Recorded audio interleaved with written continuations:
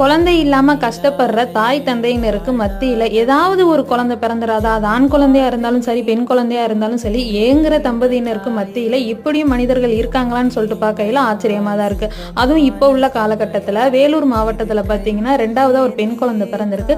அப்படி ஒரு அழகு மகங்க அந்த குழந்தை பிறந்த ஒரே வாரத்துல வீட்டுக்கு பின்னாடி உள்ள அந்த பப்பாளி மரத்துல இருக்கிற பாலை கொடுத்து அந்த குழந்தைய கொண்டிருக்காங்க.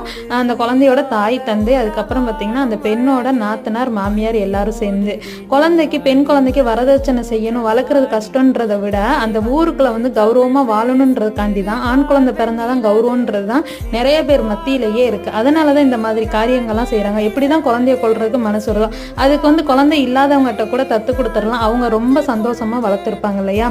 அந்த குழந்தைய இப்படி கொண்டுட்டாங்கன்னு சொல்லிட்டு அந்த பெண்ணோட தந்தை தான் புகார் கொடுத்துருக்காங்க. இதே மாதிரி காரியத்தை அந்த பெண் பிறந்திருக்கையிலே அவருடைய தாயும் தகப்பனும் பண்ணியிருந்தாங்கன்னா இந்த சின்ன குழந்தை